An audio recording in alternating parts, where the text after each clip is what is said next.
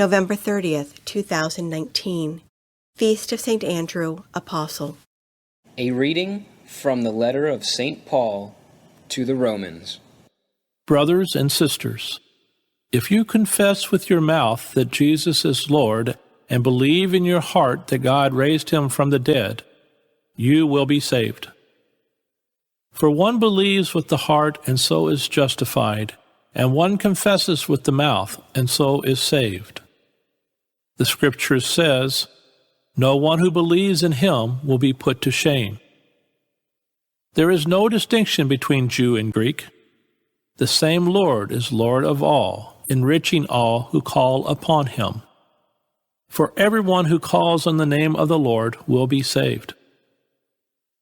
But how can they call on him in whom they have not believed? And how can they believe in him of whom they have not heard? And how can they hear without someone to preach?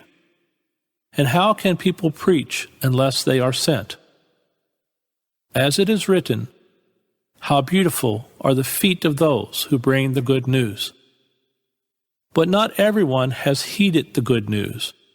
For Isaiah says, "Lord, who has believed what was heard from us?"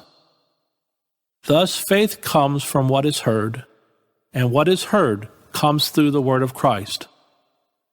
But I ask, did they not hear? Certainly they did, for their voice has gone forth to all the earth, and their words to the ends of the world. The word of the Lord. The responsorial psalm.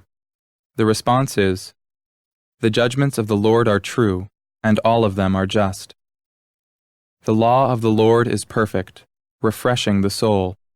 The decree of the Lord is trustworthy, giving wisdom to the simple.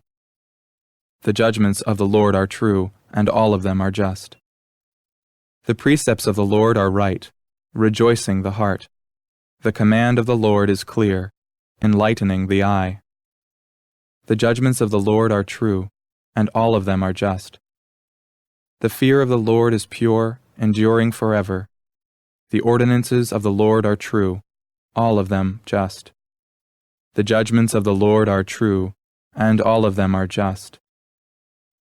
They are more precious than gold, than a heap of purest gold, sweeter also than syrup, or honey from the comb. The judgments of the Lord are true, and all of them are just.